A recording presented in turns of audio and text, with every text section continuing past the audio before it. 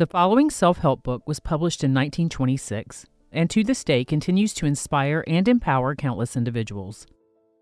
This book is another go-to for me that I have read many times when I've needed to recenter and remember the power that I hold within myself to manifest as I choose. The title of this little impactful book is called It Works, and it's authored by R.H. Jarrett. It encapsulates the essence of the early 20th century self-improvement movement as a roadmap to success. With its straightforward and practical approach, It Works will give you a set of principles and affirmations that unlock the doors to personal achievement and fulfillment.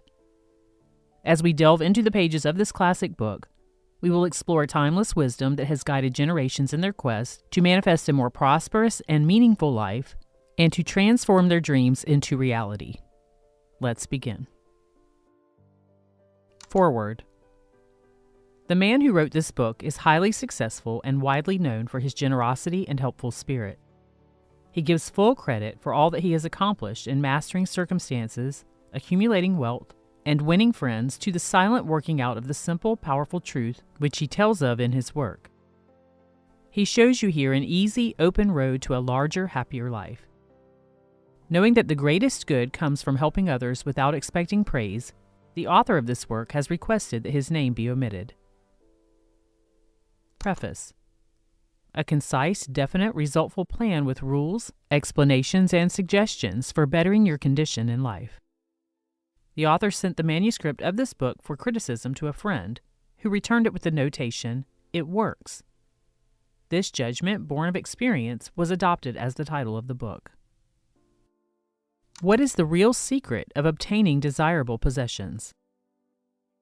Are some people born under a lucky star, or other charms which enables them to have all that which seems so desirable? And if not, what is the cause of the difference in conditions under which men live?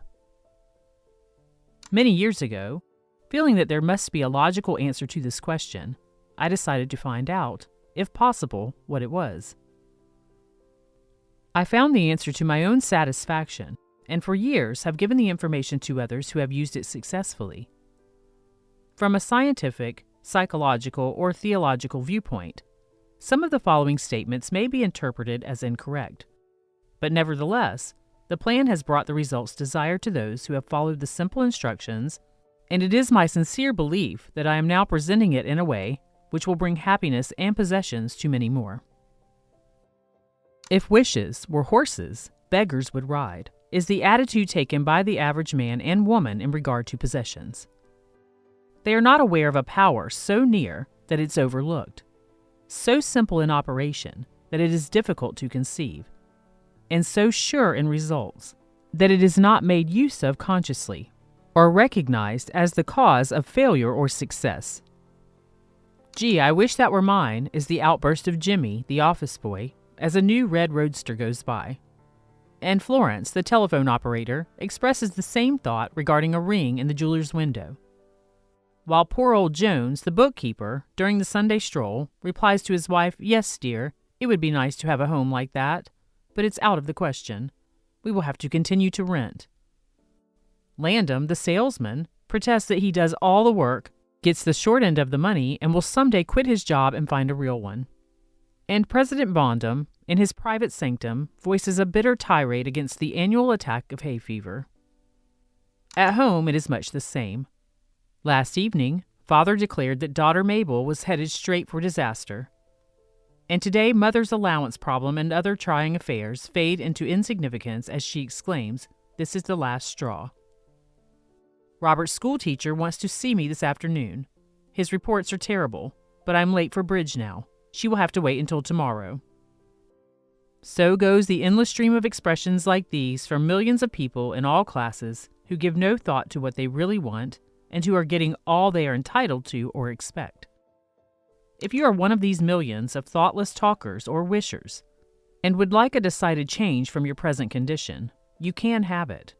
But first of all, you must know what you want, and this is no easy task. When you can train your objective mind, the mind you use every day, to decide definitely upon the things or conditions you desire, you will have taken your first big step in accomplishing or securing what you know you want. To get what you want is no more mysterious or uncertain than the radio waves all around you. Tune in correctly, and you get a perfect result. But to do this, it is, of course, necessary to know something of your equipment and have a plan of operation. You have within you a mighty power, anxious and willing to serve you, a power capable of giving you that which you earnestly desire. This power is described by Thomas J. Hudson, Ph.D., LL.D., author of The Law of Psychic Phenomena, as your subjective mind. Other learned writers use different names and terms, but all agree that it is omnipotent. Therefore, I call this power Emmanuel, God in us. Regardless of the name of the great power, or the conscious admission of a God, the power is capable and willing to carry out a complete and perfect conclusion every earnest desire of your objective mind. But you must be really in earnest about what you want. Occasional wishing or half-hearted wanting does not form a perfect connection or communication with your omnipotent power.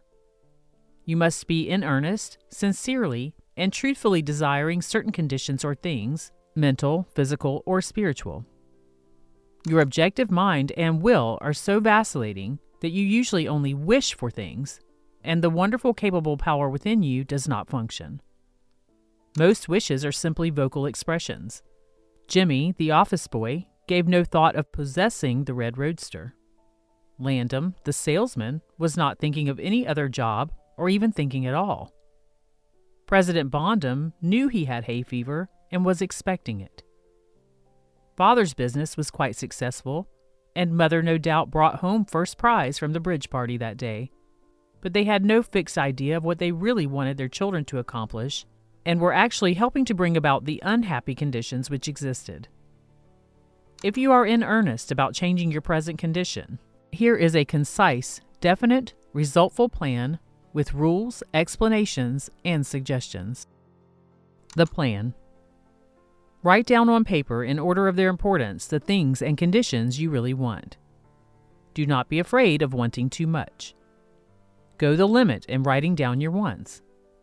Change the list daily, adding to or taking from it, until you have it about right. Do not be discouraged on account of changes, as this is natural. There will always be changes and additions with accomplishments and increasing desires. 3 positive rules of accomplishment. Number 1, read the list of what you want 3 times each day, morning, noon, and night. Number 2, think of what you want as often as possible. Number 3, do not talk to anyone about your plan except the great power within you, which will unfold to your objective mind the method of accomplishment. It is obvious that you cannot acquire faith at the start. Some of your desires, from all practical reasoning, may seem positively unattainable, but nevertheless, write them down on your list in their proper place of importance to you. There is no need to analyze how this power within you is going to accomplish your desires. Such a procedure is as unnecessary as trying to figure out why a grain of corn, placed in fertile soil, shoots up a green stalk, blossoms, and produces an ear of corn containing hundreds of grains, each capable of doing what the one grain did. If you will follow this definite plan and carry out the 3 simple rules, the method of accomplishment will unfold quite as mysteriously as the ear of corn appears on the stalk, and in most cases much sooner than you expect. When new desires, deserving position at or about the top of your list, come to you, then you may rest assured you are progressing correctly. Removing from your list items which at first you thought you wanted is another sure indication of progress. It is natural to be skeptical and have doubts, distrust, and questionings.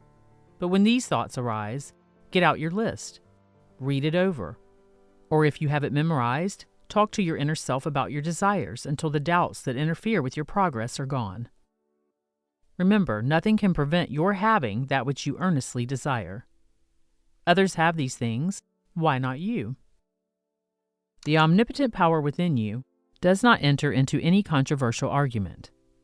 It is waiting and willing to serve when you are ready. But your objective mind is so susceptible to suggestion that it is almost impossible to make any satisfactory progress when surrounded by skeptics. Therefore, choose your friends carefully and associate with people who now have some of the things you really want, but do not discuss your method of accomplishment with them. Put down on your list of wants such material things as money, home, automobile, or whatever it may be, but do not stop there. Be more definite. If you want an automobile, decide what kind, style, price, color, and all the other details, including when you want it. If you want a home, plan the structure, grounds, and furnishings. Decide on location and cost. If you want money, write down the amount. If you want to break a record in your business, put it down. It may be a sales record. If so, write out the total, the date required, then the number of items you must sell to make it. Also list your prospects and put after each name the sum expected.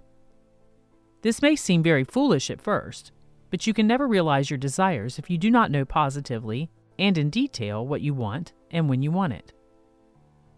If you cannot decide this, you are not in earnest. You must be definite, and when you are, results will be surprising and almost unbelievable. A natural and ancient enemy will no doubt appear when you get your first taste of accomplishment. This enemy is discredit, in form of such thoughts as, "It can't be possible, it just happened to be. What a remarkable coincidence." When such thoughts occur, give thanks and assert credit to your omnipotent power for the accomplishment. By doing this, you gain assurance and more accomplishment, and in time, prove to yourself that there is a law which actually works at all times when you are in tune with it. Sincere and earnest thanks cannot be given without gratitude, and it is impossible to be thankful and grateful without being happy. Therefore, when you are thanking your greatest and best friend, your omnipotent power, for the gifts received, do so with all your soul, and let it be reflected in your face. The power in what it does is beyond understanding. Do not try to understand it, but accept the accomplishments with thankfulness, happiness, and strengthened faith. Caution. It is possible to want and obtain that which will make you miserable, that which will wreck the happiness of others, that which will cause sickness and death, that which will rob you of eternal life. You can have what you want, but you must take all that goes with it. So in planning your wants, plan that which you are sure will give to you and your fellow man the greatest good here on earth, thus paving the way to that future hope beyond the pale of human understanding. This method of securing what you want applies to everything you are capable of desiring, and the scope being so great, it is suggested that your first list consists of only those things with which you are quite familiar, such as an amount of money or accomplishment, or the possessions of material things. Such desires as these are more easily and quickly obtained than the discontinuance of fixed habits, the welfare of others, and the healing of mental or bodily ills. Accomplish the lesser things first, then take the next step, and when that is accomplished, you will seek the higher and really important objectives in life. But long before you reach this stage of your progress, many worthwhile desires will find their place on your list. One will be to help others as you have been helped. Great is the reward to those who help and give without thought of self, as it is impossible to be unselfish without gain. In conclusion, a short while ago, Dr. Emile Coué came to this country and showed thousands of people how to help themselves. Thousands of others spoofed at the idea, refused his assistance, and are today where they are before his visit. So with the statements and plan presented to you now, you can reject or accept. You can remain as you are, or have anything you want. The choice is yours. But God grant that you may find in this short volume the inspiration to choose aright, follow the plan, and thereby obtain, as so many others have, all things, whatever they may be, that you desire. Read the entire book over again, and then again. Memorize the 3 simple rules. Test them now on what you want most this minute. This book could have been extended easily over 350 pages, but it has been deliberately shortened to make it as easy as possible for you to read, understand, and use. Will you try it? Thousands of bettered lives will testify to the fact that it works. A letter to you from the author. Dear reader, the great possessions of life are all gifts mysteriously bestowed. Sight, hearing, aspiration, love, or life itself. The same is true of ideas. The richest of them are given to us, as for instance, the powerful idea which this book has given you. What are you going to do with it? Are you surprised when I tell you the most profitable thing you can do is to give it away? You can do this in an easy and practical way by having this book sent to those you know who need it. In this way, you can help in the distribution of this worthwhile effort to make the lives of others better and happier. You know people who are standing still, or who are worried and discouraged. This is your chance to help them help themselves. If you withhold this book from them, you will lose the conscious satisfaction that comes from doing good. If you see that they get this book, then you put yourself in line with the law of life which says, you get by giving, and you may rightly expect prosperity and achievement. At the very least, you will have the inner sense of having done a good deed, with no hope of being openly thanked, and your reward will come secretly in added power and larger life. Signed, the author.